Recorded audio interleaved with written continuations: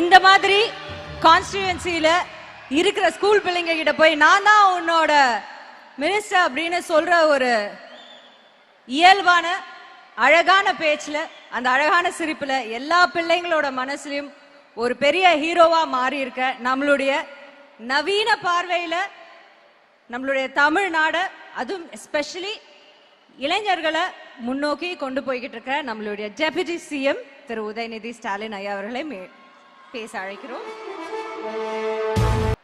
I warmly welcome my dear brother, Honorable Chief Minister of Telangana, Thiru Revanth Reddy avargal, to this historic event. Welcome, sir. நம்முடைய முதலமைச்சர் அவர்கள் அடிக்கடி சொல்வது ஒன்றே ஒன்றுதான், கல்வி ஒன்றே அழிக்க முடியாத சொத்து என்று நம்முடைய முதலமைச்சர் அவர்கள் சொல்வார்கள். கல்வி மாணவர்களுக்கான சொத்துன்னா இங்கே அமர்ந்திருக்கக்கூடிய மாணவர்கள் தான் நம்முடைய தமிழ்நாட்டுடைய சொத்து. Last month our Honorable Chief Minister invited Honorable Chief Minister of Punjab, Thiru Bhagwan Singh Mann, to join the expansion of the Chief Minister's breakfast scheme. In that event, our Honorable Punjab Chief Minister appreciated the scheme and expressed his willingness to implement in his state, Punjab. Today, for this grand education festival, our Honorable Chief Minister has invited Honorable Chief Minister of Telangana. I hope this event will also be meaningful and impactful experience for our Honorable Chief Minister of Telangana as well. நம்முடைய திராவிட model அரசு பள்ளி கல்வி முதல் உயர்கல்வி மற்றும் வேலைவாய்ப்பு வரை மாணவர்களுக்காக ஏராளமான திட்டங்களை செயல்படுத்தி வருகின்றது. Tamil Nadu is the first state in India to introduce the midday meal scheme school students in 1920. This historic achievement was pioneered by the Justice Party almost 100 years ago.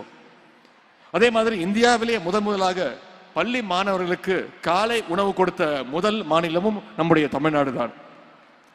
வேலைக்கு காலை சீக்கிரம் எந்திரிச்சு போற பெற்றோர்கள் காலைல சமைக்கிறதுக்கு நேரம் இல்லாம குழந்தைகளுக்கு டிஃபன் செஞ்சு கொடுக்காத ஒரு சூழ்நிலை இருந்துச்சு. சாப்பிடாம வகுப்புக்கு போகிற அந்த குழந்தை காது பசியில அடைக்கும், வயிறு கில்லும். அவர்களால் எப்படி அந்த சமயத்தில் பாடத்தை கவனிக்க முடியும்னு பெற்றோர்கள் வருத்தப்பட்டது உண்டு. இன்னைக்கு அந்த பிரச்சனைகள் எல்லாத்தையும் நம்முடைய முதலமைச்சர் அவர்கள் தீர்த்து வைத்திருக்கிறார்கள். பள்ளி படிப்பை முடிச்ச பிறகு குடும்ப சூழல் காரணமாக மாணவர்கள் உயர்கல்விக்கு வராமல் இருந்து விடக்கூடாதுன்னு தமிழ்நாடு அரசே கல்லூரி மாணவ மாணவிகளுக்கு புதுமை பெண், தமிழ் புதல்வன் போன்ற திட்டங்கள் மூலமாக மாதம் 1000 ரூபாய் கல்வி ஊக்கத்தொகையாக வழங்கி வருகின்றது. இந்த மாணவர்கள், இந்த திட்டத்தின் மூலம் பயன்பெறுகின்ற மாணவர்கள் இனிமே யாரும் நோட் புக் வாங்கணும், ப்ராஜெக்ட் மெட்டீரியல்ஸ் வாங்கணும், கால்குலேட்டர் வாங்கணும் அப்படின்னு அவங்களுடைய பெற்றோர்கள் கிட்ட போய் கேட்க தேவையில்லை. இது மாதிரியான பொருட்களை எல்லாம் நம்முடைய முதலமைச்சர் கொடுக்கக்கூடிய அந்த 1000 ரூபாயிலே தாராளமா வாங்கிக்கலாம். இந்த திட்டங்கள் வந்த பிறகு பள்ளி படிப்பு முடித்துவிட்டு உயர்கல்வி செல்லுகின்ற வாய்ப்பு இருந்தும் பொருளாதார சூழல் காரணமாக உயர்கல்வியை தொடர இயலாத கிட்டத்தட்ட 15000 மாணவர்கள் இன்னைக்கு உயர்கல்வியில இந்த திட்டத்தின் மூலம் சேர்ந்திருக்கிறாங்க.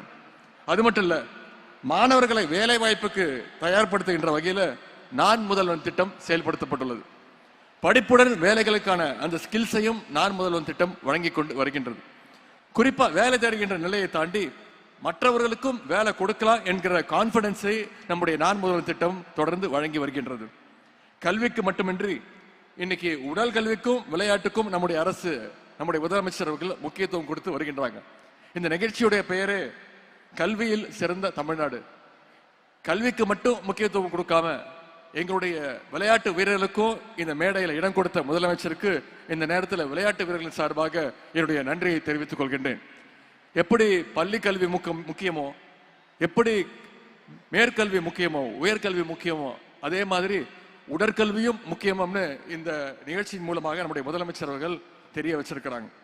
Our Chief Minister believes that financial constraints should not be a barrier for our athletes. Therefore, he launched the Tamil Nadu Champions Foundation in 2023. It's the first of its kind initiative in India. Our Honorable Chief Minister has personally contributed 5 lakh rupees as the very first supporter to the Tamil Nadu Champions Foundation, and I'm proud to say he was the first contributor for this foundation. Tamil Nadu Champions Foundation மூலமாக இன்றைக்கு ஆயிரக்கணக்கான வீரர்களுக்கு சுமார் 25 கோடி ரூபாய் மதிப்பிலான நிதி உதவியையும் விளையாட்டு உபகரணங்களையும் வழங்கியிருக்கின்றோம். To encourage our youth in sports, Our Honorable Chief Minister provided jobs for more than 100 athletes last year in government and public sector through the 3% reservation for sportsperson. We are also giving equal importance to para athletes. We have already established 6 para arenas across the state and 5 more will be set up soon. Our Chief Minister has been awarding high cash incentives to the para athletes on par with other players. This year, our government is committed to provide government jobs to 25 more para athletes. விளையாட்டுக்கு நம்முடைய அரசு எந்த அளவுக்கு முக்கியத்துவம் கொடுக்கிறது என்று விளையாட்டு வீரர்களுடைய தங்களுடைய கருத்துக்களை எல்லாம் இங்கே பகிர்ந்து கொண்டார்கள். குறிப்பாக இங்கே நான் சொல்லணும்னா மாற்றுத்திறனாளி தம்பி மனோஜ் அவர்கள் கூறிய கருத்துக்கள் மிகுந்த நிகழ்ச்சியாகவும் எனக்கு மகிழ்ச்சியாகவும் இருந்தது. தம்பி மனோஜ் ஒரு சாதாரண குடும்பத்தில் பிறந்து டான்சியில ஒரு கான்ட்ராக்ட் ஒர்க்கராக வேலை செய்து கொண்டிருந்தார்.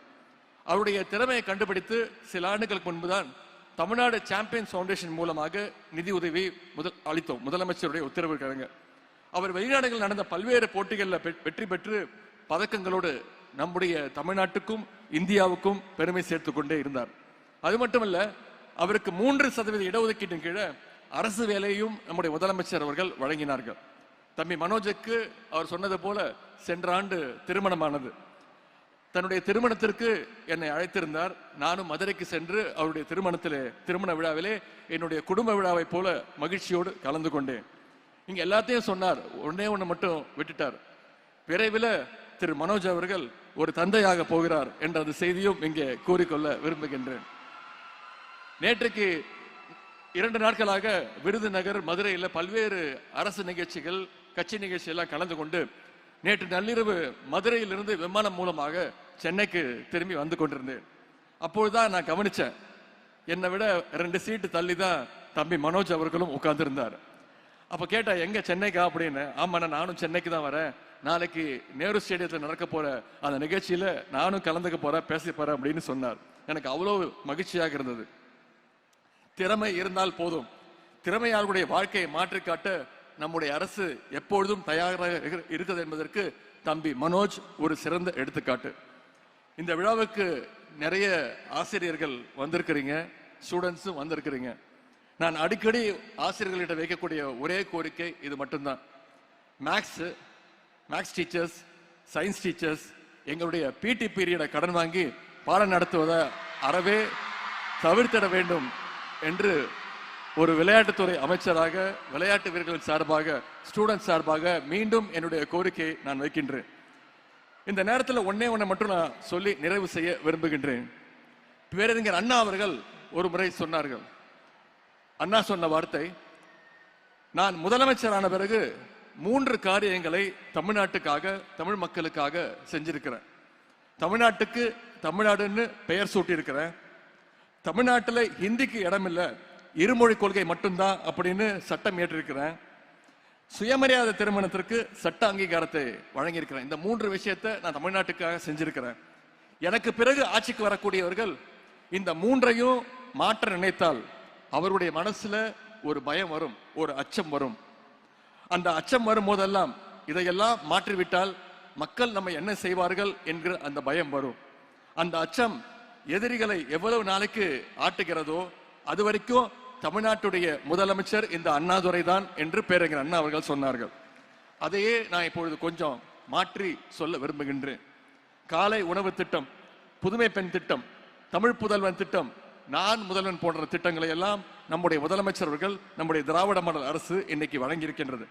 இந்த திட்டங்களை எல்லாம் யாராவது ஒரு நாள் என்னைக்காவது மாற்றி விடலாம் என்று யாராவது நினைத்தால் கூட அவங்களுடைய மனசுலையும் நிச்சயம் ஒரு பயம் வரும்.